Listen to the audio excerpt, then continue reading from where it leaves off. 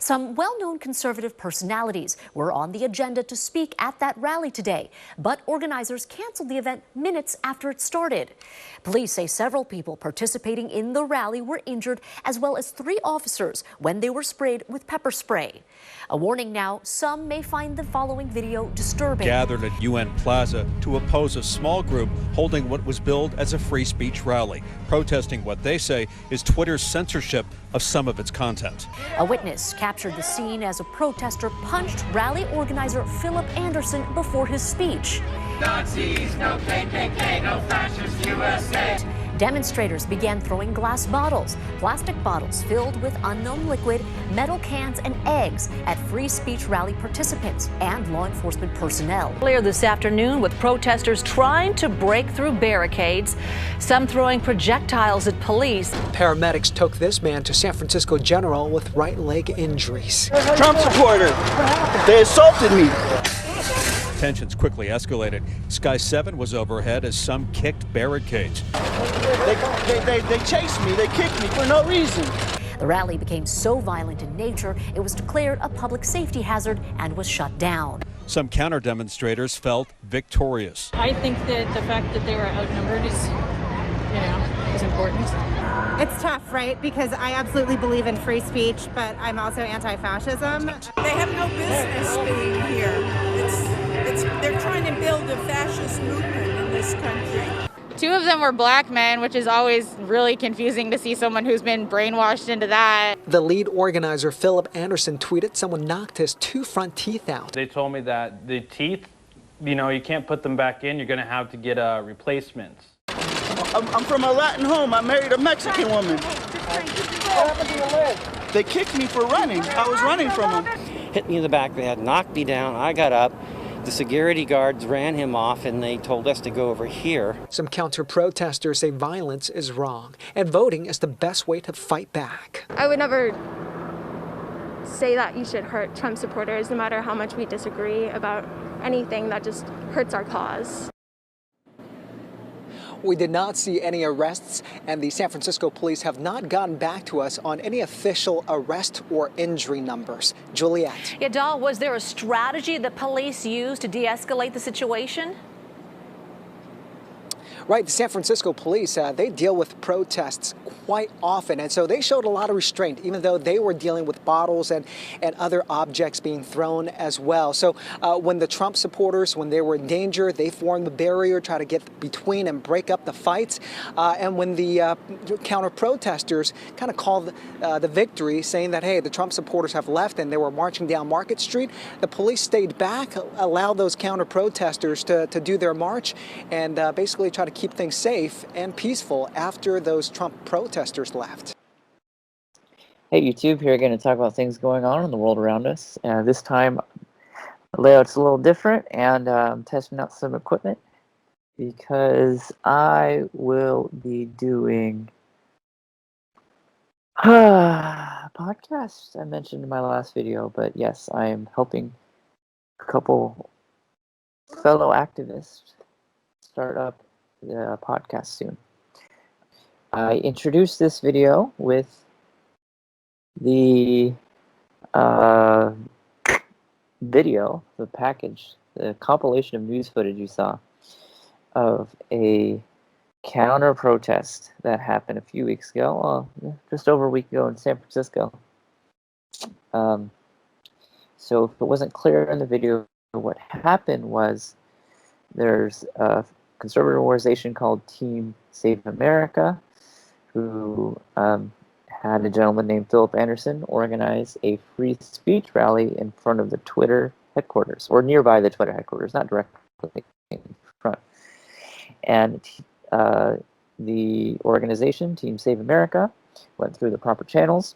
They went through the city and got permission, got the city to help put gates, and made sure police officers were there on site to keep law and order. But none of that mattered because 200, or well over 100, black blockers, some of which waving the Antifa flag, came and attacked a lot of the people at the event. And most notably, Philip Anderson, the organizer, was punched in the face and he had his teeth taken out. So I'm going to talk about the back end of that, but first I really want to talk about something I established in my podcast, but I want to establish here as well because it's relevant. I have 3 rules for activism in order for it to be efficient, and I think everyone should follow.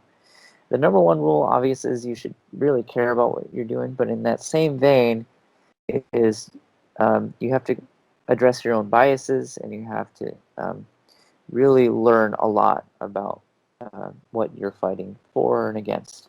And that's why I have these books here, because these books are very notable in my history of activism, and in the podcast I might have coming up, I'll refer to these books quite often. Second thing is you don't want to become a useful idiot. As I've mentioned in my podcast a few times, but I'll mention it here. Joseph Stalin has a quote, one of the biggest aides to his reign of power were useful idiots. And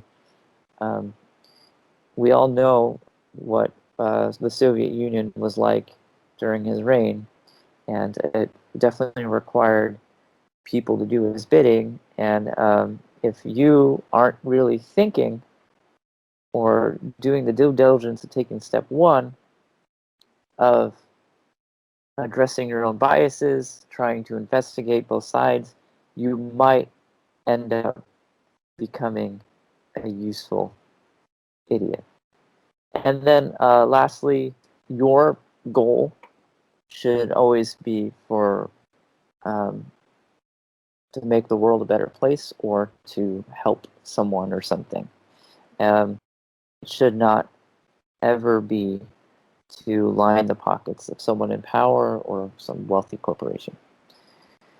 So, with that being said, let's address the back end of this protest. Let's take a look here. I'm going to minimize this full screen so you can take a look at one surprising thing. First, Philip Anderson, the organizer of the rally in San Francisco, and you guys saw in the video, he had his teeth knocked out. That organizer was blocked on Twitter. And it very well could have something to do with him organizing a free speech rally in front of Twitter's headquarters. Really draconian stuff there. But also, thanks to him having his teeth knocked out, Philip Anderson had a colleague organize a GoFundMe page to help pay for his dental surgery. And GoFundMe took down his fundraiser. As the organizer, his colleague here stated, there was nothing about the fundraiser that was a fraud, yet GoFundMe takes down their page. Absurd, messed up, terrible, and just completely draconian. So back to the back end here. For those of you who are age 30 in your 30s or late 20s, you might know this too. What does this remind you of about 10 years ago? I'll just lay it out for you. This is exactly like what was happening during Occupy Wall Street, except now you don't have the camaraderie that was happening that led to the media's involvement and the shadiness the New York police was doing to the occupiers.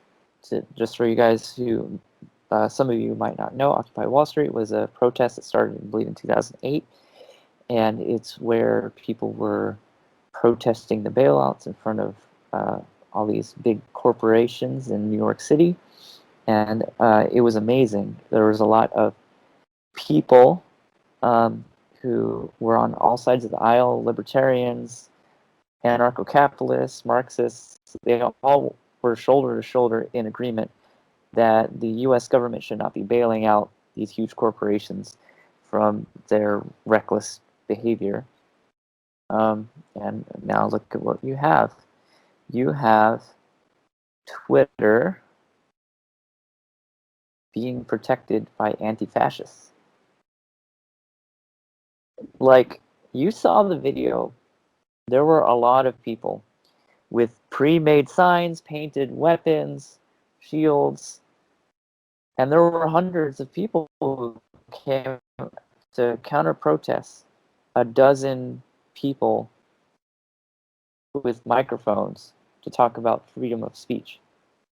So what world are we in now where anti-fascists are doing this?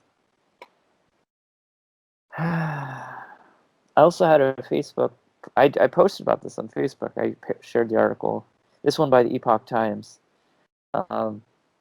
But I had a couple people speak out against me, stating, like, yeah, F the Proud Boys, F the alt-right, they deserve it.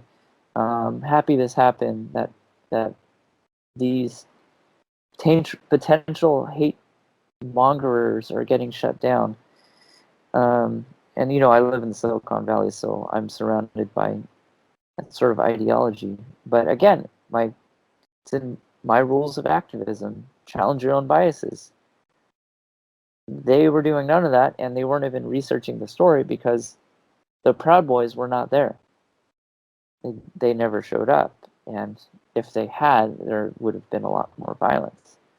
And in fact, the Proud Boys are now saying they're going to come back to San Francisco, and that is going to be a huge brawl if that were to happen. And it might even end up like what happened in Austin or what happened in Boulder, where there were conservative protesters who were just gunned down in the streets. So what do we do about this? Well, something you guys can do is you guys can share this video. That would be awesome, this news package alone. And in fact, I will post this news package separately from this video.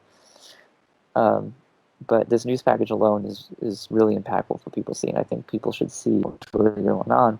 But everyone, let's just keep the peace, and let's call it these big tech companies, remove Article 230. And yeah, more to come from me. I'll update you guys on this podcast I'm coming out with soon. Catch you guys on the next one.